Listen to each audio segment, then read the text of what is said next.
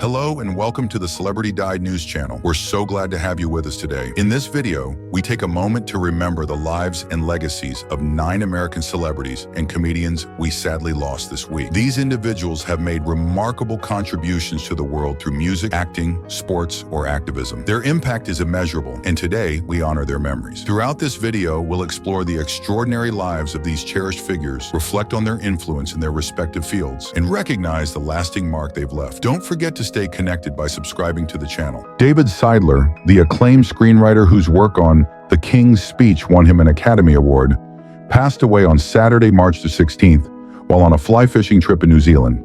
He was 86 years old, and while no specific cause of death has been disclosed, his passing marks the loss of a man whose life and career were deeply intertwined with the art of storytelling. Jeff Agassi, Seidler's longtime manager, shared a heartfelt tribute following his death. He explained that David had passed away in a place that was dear to him, New Zealand, while engaging in the activity that brought him the most joy and tranquility, fly fishing. Agassi said, "David was in the place he loved most in the world, New Zealand, doing what gave him the greatest peace, which was fly fishing. If given the chance, it is exactly as he would have scripted it." Seidler's most iconic work, The King's Speech, achieved remarkable success, securing multiple Academy Awards, including Best Picture, Best Director, and Best Actor. The film, which tells the inspiring story of King George VI, played by Colin Firth, who struggles with a debilitating stutter, portrays his relationship with speech therapist Lionel Logue, Geoffrey Rush, as they work together to overcome this obstacle in the years leading up to World War II. The story of a monarch's personal struggle and the bond formed between him and his therapist resonated deeply with audiences around the world. The project was much more than just a film for Seidler.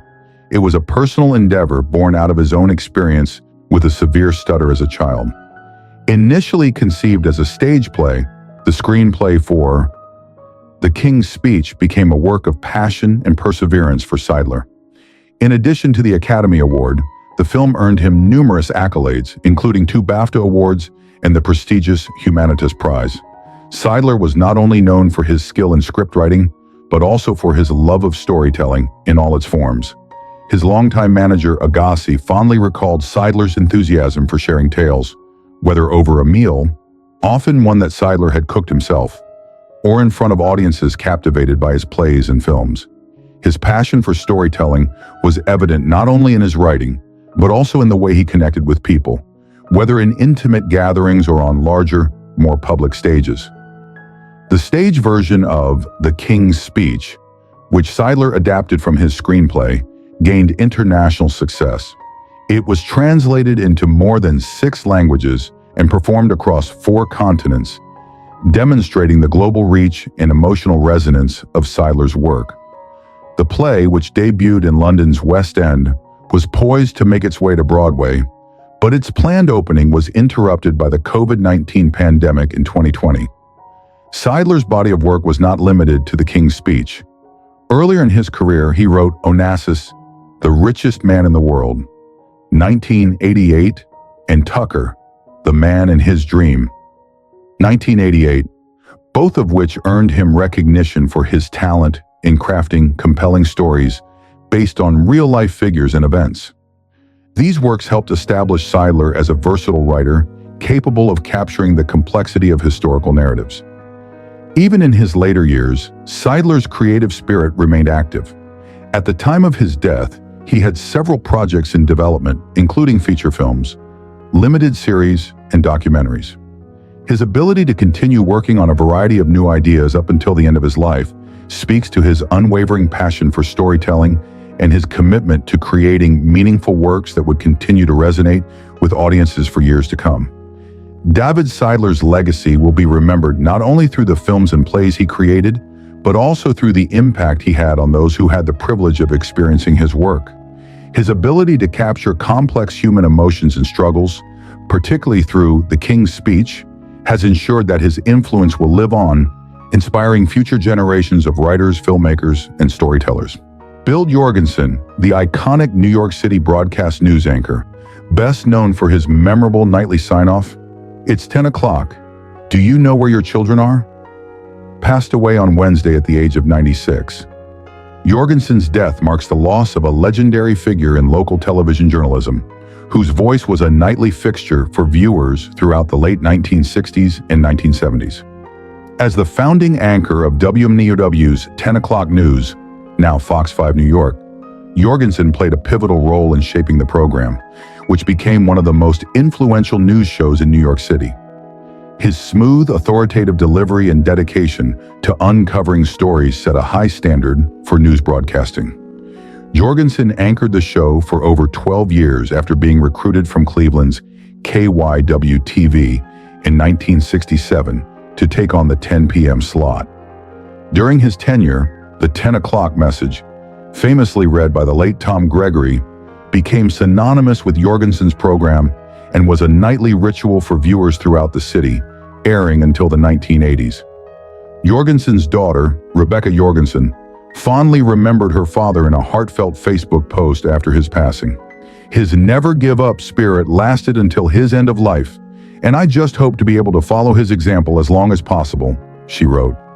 She did not specify the cause of death or location, but her tribute highlighted the profound impact her father had both professionally and personally. "I grew up knowing him, behind the scenes, as a man deeply committed to finding the story that put people and their rights in danger, intent on finding innovative ways of telling it," she continued, reflecting on his journalistic legacy. Throughout his career, Jorgensen was particularly known for his commitment to investigative journalism. His work frequently focused on social justice issues, often highlighting stories that put people's rights in jeopardy. Rebecca recalled his coverage of environmental stories, including his reporting on pollution in Cleveland, which brought attention to the pressing environmental issues of the time. She also fondly remembered his coverage of Robert Manry, a copy editor from Ohio who famously sailed across the Atlantic Ocean in a 13-foot sailboat in 1965, an adventure that captivated the nation. Jorgensen's investigative work was not limited to environmental or human interest stories. He also covered high-profile criminal cases, including the case of Dr. Sam Shepard, a renowned story from the 1950s. Shepard was initially accused of the murder of his pregnant wife, but after a lengthy trial and appeal, he was acquitted, and Jorgensen's reporting on the case helped keep it in the public's eye during a time when criminal justice stories were of great public interest. In 1979, Jorgensen made a career move to WPIX-TV, where he continued to anchor both national and local segments. He was a central figure in WPIX's news coverage, earning recognition for his insightful reporting and professionalism. His contributions to the station were significant, and he was soon tapped to become one of the co-founders and original anchors of Independent Network News, a new initiative produced at WPIX. The program was a groundbreaking effort to create an alternative to the major networks, and Jorgensen's leadership in the role solidified his place in broadcasting history. Alongside his colleagues Pat Harper and Steve Bosch, Jorgensen helmed the nightly broadcast, which drew a dedicated audience. After a remarkable career in journalism, Bill Jorgensen retired from news anchoring in 1987. However, his legacy lived on, both in the influence he had on the field of local broadcasting and in the fond memories of his viewers. His distinctive voice, deep commitment to truth-telling, and passion for social justice made him a beloved figure in the New York City broadcasting community. His famous sign-off, "Thanking you for your time this time, until next time," became as much a part of the city's culture as his news coverage, and he was remembered by many as the embodiment of trustworthy journalism. Jorgensen's family, including his daughter Rebecca, are left to carry on his spirit. In her tribute, she recalled the qualities that made her father an inspiring figure: his determination, innovation, and unwavering belief in the power of storytelling to create change. As one of the defining voices in New York's television history, Jorgensen's contributions to journalism and his influence on future generations of broadcasters will not be forgotten. David Breeshears, the renowned mountaineer and filmmaker, passed away at the age of 68 at his home in Massachusetts on Thursday. While no cause of death has been confirmed, his passing marks the loss of a trailblazer in the worlds of both mountaineering and adventure filmmaking. Brees Hears was perhaps best known for his extensive work in the field of mountaineering, having summited Mount Everest 5 times over the course of his career. His expertise and passion for both climbing and photography propelled him into the spotlight, particularly when he co-directed and co-produced the 1998 IMAX documentary Everest for Universal Pictures. This groundbreaking film chronicled a climbing expedition to the summit of the iconic mountain, and the footage captured during the ascent catapulted Brees Hears to fame within the mountaineering and adventure communities. His family paid tribute to his work, stating, "He combined his passion for climbing and photography to become one of the world's most admired adventure filmmakers." In addition to his film career, Brees Hears was deeply committed to environmental causes. In 2007, he founded Glacier Works, a nonprofit organization focused on raising awareness about the changes occurring in Himalayan glaciers. Through Glacier Works, Brees Hears used his skills as a climber and photographer to document the dramatic effects of climate change on these historic glaciers. The nonprofit's mission, as outlined on its Facebook page, is to highlight changes to Himalayan glaciers through art, science, and adventure. His family emphasized the importance of this work, saying, "With Glacier Works, he used his climbing and photography experience to create unique records revealing the dramatic effects of climate change on the historic mountain range." Brees Hears' connection to Mount Everest was deeply personal. In 1983, he made history by transmitting the first live television images from the summit of Everest, a pioneering achievement in the world of mountaineering and media.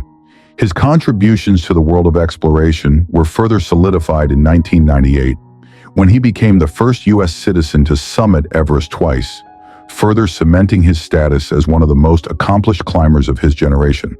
However, Brees Hears' involvement with Everest was not without its harrowing moments. In 1996, while filming the Everest documentary, a fierce blizzard struck the mountain, leading to a tragic incident in which 8 climbers lost their lives. In the face of this disaster, Brees Hears and his team paused their filming efforts to assist the stranded climbers, showing a profound sense of duty and compassion in the midst of such a perilous situation. Cass Warner, the accomplished filmmaker, author, and granddaughter of Warner Brothers co-founder Harry Warner, has passed away at the age of 76. Best known as the mother of Yellowstone actor Cole Hauser, her death was confirmed by her son, although the cause and exact date were not disclosed. In an emotional tribute shared on Instagram, Cole Hauser expressed his sorrow over the loss of his mother, writing, "It is with a heavy heart that my mother, Cass Sperling Warner, passed away at the age of 76. Her kindness, love, humor, and amazing spirit will be missed not only by my family, but the world. You have touched so many. I know you will be up in the heavens, sitting next to all the great humans that have passed through our earth. We will meet again. Bye for now." Born on March 8, 1948, Cass Warner was a self-identified third-generation filmmaker, following in the footsteps of her grandfather Harry Warner, who co-founded Warner Brothers.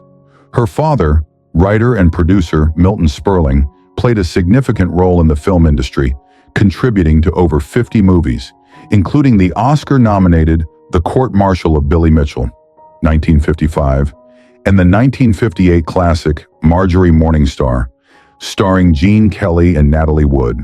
Her mother, Betty Warner Scheinbaum, was an artist and activist, and the daughter of Harry Warner, making Cass the heir to a rich Hollywood legacy. Cass grew up surrounded by the film industry. According to her biography on her website, Warner Sisters, she was introduced to filmmaking at an early age, often accompanying her father to story meetings and spending time on the Warner Brothers lot. She also honed her skills in acting under the guidance of renowned director and coach Milton Katselas. Additionally, Cass was mentored in screenwriting by her father and by Howard Koch, the acclaimed writer of Casablanca, Mechamon. In 1993, Cass published her personal family history, Hollywood Be Thy Name, The Warner Brothers Story, which chronicled the legacy of the Warner family and their influence on the film industry. She later updated the book in 2008, rebranding it as The Brothers Warner, with new content, photos, and insights. In 2007, she adapted the book into a documentary, which aired as part of the PBS American Masters series, further cementing her role as a filmmaker dedicated to preserving the history of Hollywood. Through her production company, Warner Sisters, Cass directed the 2012 documentary Hopper in His Own Words, which focused on the life and career of actor and director Dennis Hopper. She also founded the Dream Factory, a nonprofit organization dedicated to presenting inspiring interviews with Hollywood stars and industry insiders, further showcasing her deep connection to the entertainment world. Cass Warner is survived by her son, Cole Hauser, as well as her husband, Glenn Allen Poole, daughters Vanessa Mooney and Tao Gaines, son Jesse Poole, and 3 grandchildren. Her legacy lives on not only through her work, but through the impact she had on the countless individuals whose lives she touched with her generosity, creativity, and passion for storytelling.